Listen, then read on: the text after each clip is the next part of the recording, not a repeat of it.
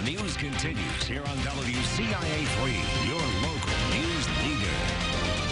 They end up taking their kids to a haunted house. Hopefully our efforts and the fire marshal's efforts will make sure that that's a safe area.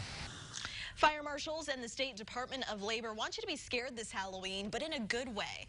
They make sure you're not in any real danger when you go into a haunted house. They want you to have the assurance these attractions have been inspected. They're looking for fire hazards, but they also want to make sure people are able to get out of harm's way if they need to. The Department of Labor is in charge of making sure haunted houses have a permit to operate. These houses can get busy during October, so one thing they examine is how wide the exit and entryways are for people to get in. They also want to make sure there aren't too many dead-end paths so you don't get trapped. Panic hardware also needs to be accessible on exit doors. Department leaders say inspectors try to think of every scenario when they're looking things over. They make sure that there aren't characters that are going to scare somebody, that they could fall down or fall over or something like that. They want to make sure that the staff is trained properly. That's one big thing.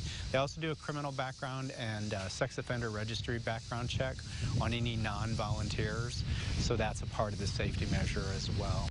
They're also checking to make sure flammable items are put away. Inspectors say fiery tragedies in the 70s and 80s led to the thorough inspections they do today. Now, the rules for inspection are a little different for nonprofits and religious organizations holding haunted houses.